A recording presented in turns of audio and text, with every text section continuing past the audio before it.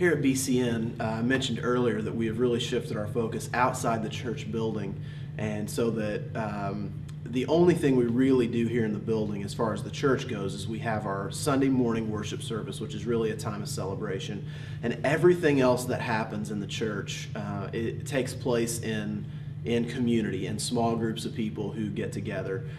And basically I want to just tell you all a little bit about how we do that here and why we think it's so important.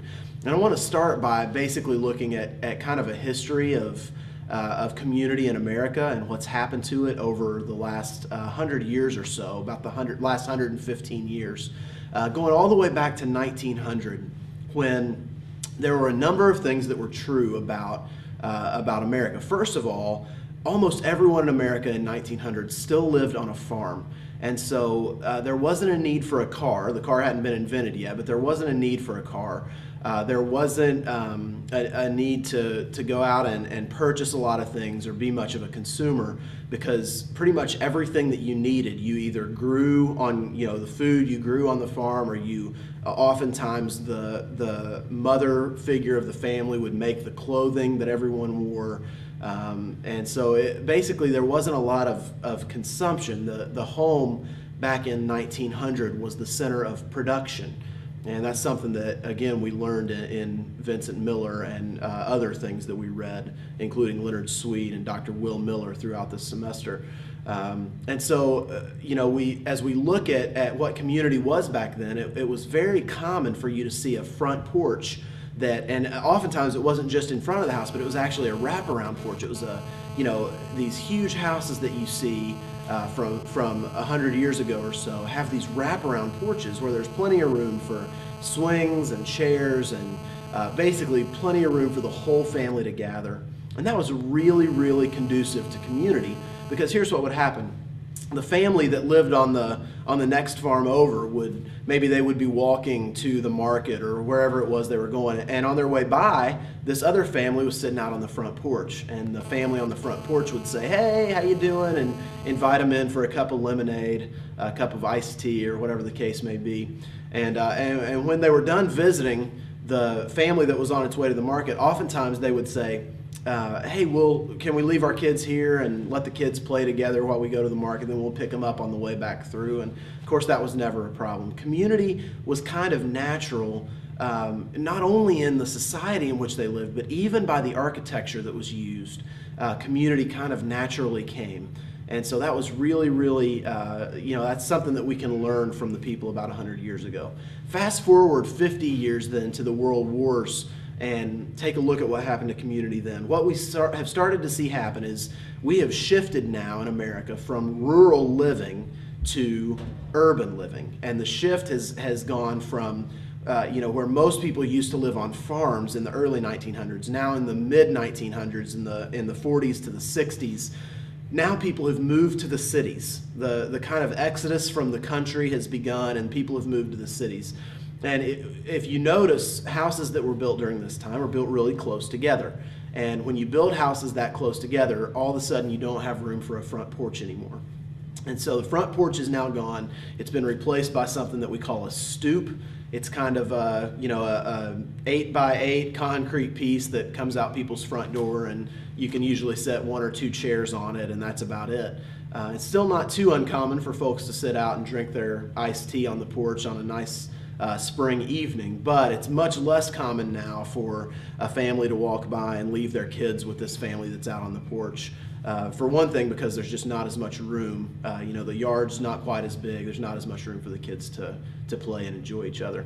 So another change that's taken place in those 50 years is not only the invention of the automobile, but the popularity of the automobile. And now in the 50s, all of a sudden the home, where it used to be the center of production, now has to be the center of some production, because a lot of people still grow some of their own food, maybe make some of their own clothing.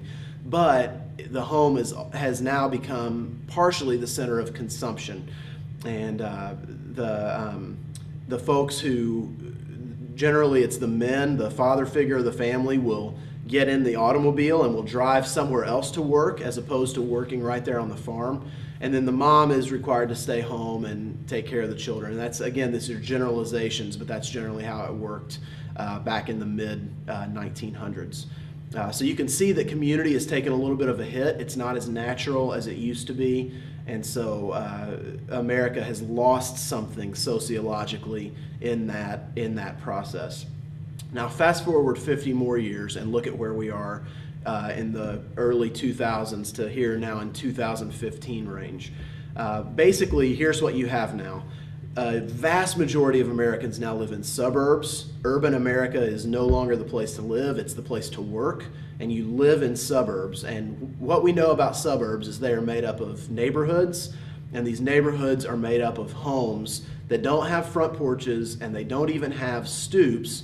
Now all that has been replaced by the 3-car garage. And basically now what we can do is we can drive our automobile into the garage, shut the garage door, nobody knows we're home, nobody trusts us enough to bring their kids over, nobody walks to the market anymore, they don't walk anywhere anymore because now pretty much everybody has an automobile. And so another change that we've seen take place during this time is that instead of the father being the only one who works, getting in the automobile and leaving, now our lifestyles have become so consumptive that we need both salaries in order to support our lifestyle. And so now the father and the mother both work. They generally both will take their car, take it somewhere else to work. If they have kids, they generally will take the kids somewhere else and pay those people to care for their kids during the week. While the mother and father are both at work, making the money to support the lifestyle that they've chosen to live. Now, you can read whatever you want to read into all that socially, but there's no denying what it has done to community. There's no denying that it has had a real detrimental impact on community. And the fact of the matter is, now in 2015 in suburban America, community does not naturally happen. And so at the church, we are really working to try to rebuild community because we believe that that is the primary and healthy way in which the body of Christ is expressed, is in community. And so what we are doing is we're trying to make an effort to shift people backward in their thinking and to start to head back to 1900, and not in every way, because we do want to take advantage of a lot of the technologies that we have today. We do want to utilize the things that are available to us, but we do see the drawbacks that those things have had on community, and we want to regain the ability to have natural community. And so what we encourage a lot of our people to do is when they become part of a small group, if they they're in that community for a number of months and hopefully eventually a number of years, we encourage them to actually move close to each other so that they're not driving so far to get near to get to their small group meeting, so that they're not having to drive so far or go so far to care for each other. Basically what we're trying to do is we're trying to create little pockets of communities all over the place, so that in a neighborhood here in Dayton, say 3 couples from a group live in the same neighborhood. Well, all the other people in that neighborhood hopefully are going to see the love of Christ through those couples and the way that they interact, the way they relate to each other, the things that they give themselves to week in and week out.